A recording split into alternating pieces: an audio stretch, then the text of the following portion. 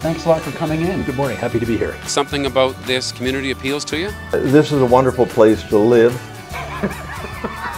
For KelownaNow, this is Kent Mulgat. And we're joined by Mayor Colin Basran. Thanks for coming in. No worries. Just want to touch base with you on how things are going in the city. Sure. It seems most often when I get out and cover civic issues lately, it's about homelessness. Right. Seems like the issue that is ever present, it's serious, and it never goes away. How do you think that you and your council have done on that issue? You know what? I would say, contrary to what I think some people think, we've done pretty well in terms of being able to control the things that we as a municipality have the power to control. Because when you look at it, look at the issue and the root causes, or you know what are the reasons that people are on the streets? It's oftentimes mental health, it's addiction, sometimes both. And when it comes to dealing with those issues, you need housing, you need supports, you know, things like rehabilitation, detox, you know, therapy. And those are things that a municipal council, municipal governments in British Columbia do not provide. Right. And so what I've been proud of is the fact that we created this Journey Home strategy, which you've heard ad nauseum. Mm-hmm. But what the Journey Home does is it brings all of those stakeholders together around a table and has a plan that all of us need to work on together collaboratively in order to achieve results. And so for anyone to say, well, the city council isn't doing enough, all we can do is bring people to the table, right.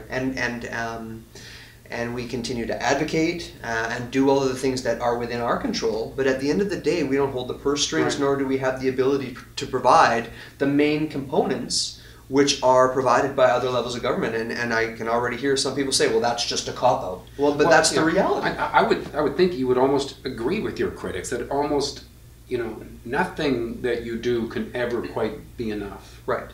Right. So if they say you're not doing enough, okay, that may be so, but you're doing a lot. You're doing it. So I think where a lot of the frustration is setting in is because a lot of it has been centered around housing.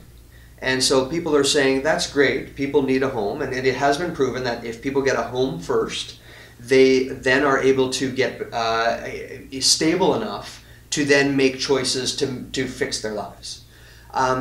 And that housing, again, is provided by BC Housing and the provincial government. So the criticism we're hearing is, well, you're too focused on housing and not focused enough on the treatment and the various supports that people need. Which are not what you do. Fair.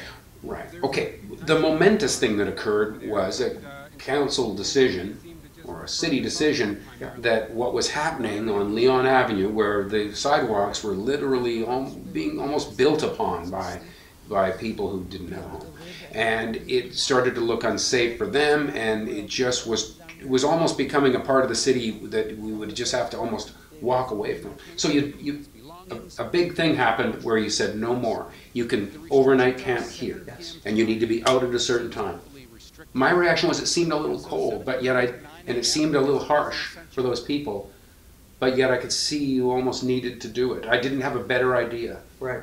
Would you almost describe it as the best bad idea out there? That's probably the best way, absolutely, Kent, to describe it.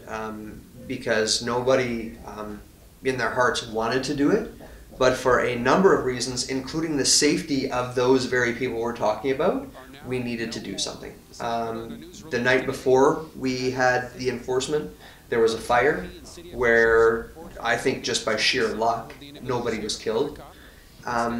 So what we're trying to do is not end up with a permanent encampment, which we've seen in other communities, particularly in Vancouver, where the permanent encampment is a danger to the people living there, as well as the people who need to respond there, like your social workers, your outreach workers, police, fire.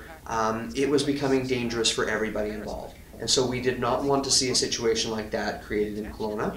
That's the reason why when we provided the 2 city-owned pieces of property that people could camp on, that they weren't allowed to keep their stuff there and allow it to be set up for the entire day. Because we know what happens in other municipalities is that they become permanent and then they become very unsafe.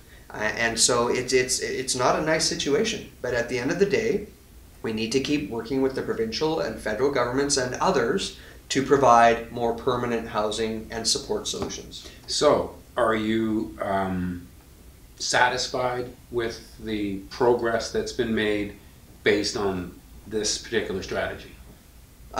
So we definitely did not get winter shelters opened as soon as we had hoped. That was a struggle. Those struggles were made quite public. There was a lack of space available to be able to provide temporary winter shelter.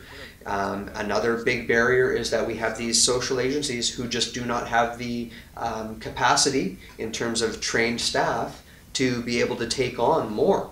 And so it's a huge issue, and it remains ongoing because these temporary winter shelters are going to be closing at the end of March. And so what does that mean? We have some supportive housing projects that are under construction where some of those residents will be able to move into, but not all of them. So right now, again, with the Journey Home Society, with City of Kelowna staff, BC Housing, Interior Health, a number of different agencies, we're working together on a plan to figure out what we're going to do when those temporary winter shelters need to close. And in an associated matter, the budget is calling for a feasibility study about creating more housing for people with complex needs. Yes. What's that all about? So I know we don't have a lot of time, so I'll try and describe it as quickly as I can. Yeah. So the provincial government has been providing funding for supportive housing projects. Those supportive housing projects are great, but what they aren't great, or the people who aren't able to live in those, are people with really complex needs, who I would say are a danger to themselves and the public. They aren't able to live in those supportive housing projects because they're too disruptive, the supports there aren't adequate, so those people are still on our streets. And so what the City of Kelowna is saying to the provincial government, and we've been advocating regularly on this point, is that the people with complex needs who are taking up the most amount of resources, either police, medical, you name it, still don't have a place to go. And so the City of Kelowna is saying, instead of waiting for the provincial government, we are saying, you know what? What would a facility or a housing project look like? What are the supports that are needed for our most complex residents who are living on our streets? Right. And so someone might argue this should be a provincial issue and you're spending municipal dollars sort of outside the box a little bit, but fair enough, but at the end of the day, what I'm hearing from our residents is do something. do something. And so we can't just sit back and wait, Right. because it's not working. Right. So meanwhile, we've seen a lot of high rises popping up, and others are planned. How do you feel about another one of those projects, condo and hotel, right on Leon Avenue? I could see that having a big impact on this whole issue, and I'm not sure what to think about it. Well, there's a couple of things I would say to redevelopment of Leon Avenue. Firstly, just to comment on the proposal that hasn't made its way to council yet, but has been submitted to City Hall. This is one that's received significant media coverage. I would say it's too early for me to comment on that particular project, because it's still, the developer is still negotiating with city staff in terms of what it ultimately will look like. I know it's calling for some significant heights, the tallest buildings in our city. I don't necessarily agree with that, but we'll see. It's his right to put in an application like that. So I'm not entirely sold on, and I'll wait to see what the actual proposal looks like. But generally, redevelopment of Leon Avenue, I am in favor of. And I'm in favor of that for a number of different reasons. One, because it's the block closest to our lake. It's one of the first that people see when they arrive in our community. And I believe that all of our downtown should look and feel fantastic for everybody. Welcoming for people. Absolutely. But what I don't believe should happen is that with the redevelopment of that area, that we're just going to say, okay, those of you who have maybe been sleeping on the street, or that it's just a sweeping away of those who are on our streets. Because if that were the case, then why would City Council have this Journey Home strategy? Right. So ultimately, Kent, what I would love to see is for redevelopment of Leon to take place, but for people without homes to get a home. So I think we can do both. Right. And You know, as this issue has made its way along, it's one of a few where I've encountered as a reporter, I seek commentary from members of council, and they indicate to me that this is one that really the voice should go through, and they point me to someone on staff, where suddenly they don't feel really welcome to speak about it. And I don't know if the general public cares about it, but I find it a little irritating when I feel like there's almost a gag order placed on people on certain issues. Why can't all members of council just talk about anything, even if it's out of line with what council has decided on any given day? Shouldn't they? So certainly, nobody has given council a gag order. Councillors are free to speak their minds on whatever the issue of the day may be. But certainly, from my perspective, we are a team. And so let's just say it's a controversial item that not all of council agrees on. That's before council. There is a time and place for council to have that disagreement, for all of us to put our feelings and thoughts on the table, for all of us to weigh our arguments, listen to each other, and have it out sometimes if that's what we feel we need to do.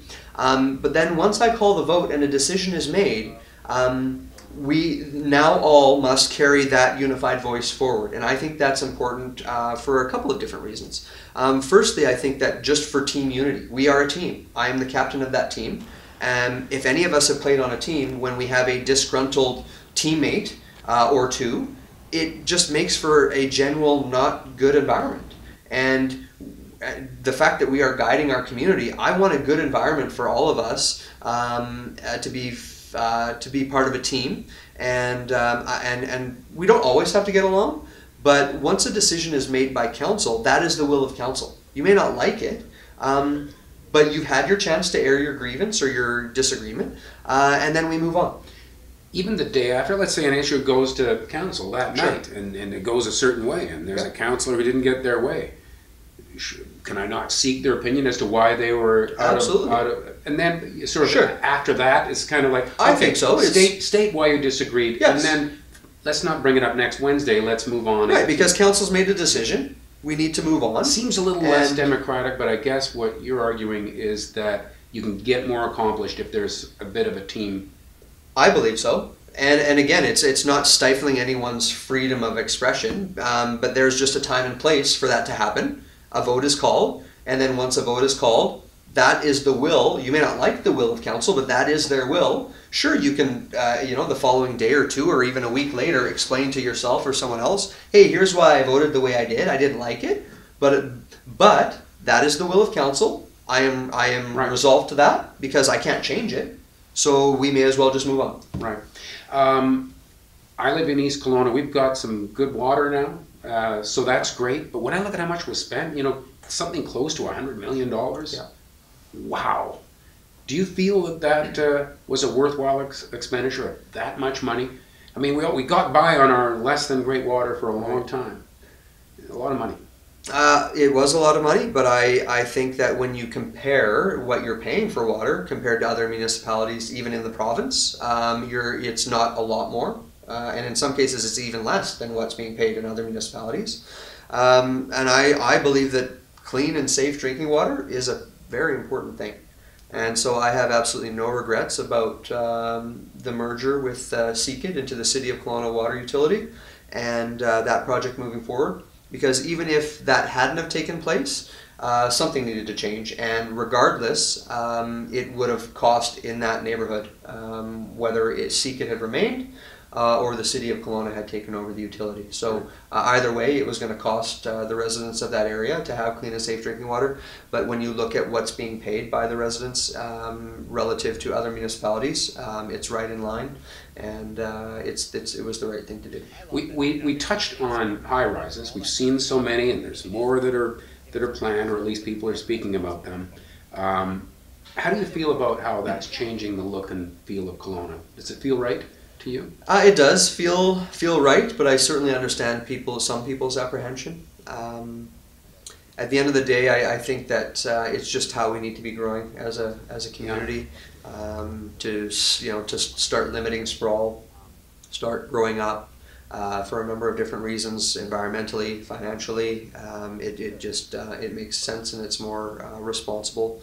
So What I can say, and given all of the things we've even talked about, Kent, in my time on council, almost 9 years now, this is a different city.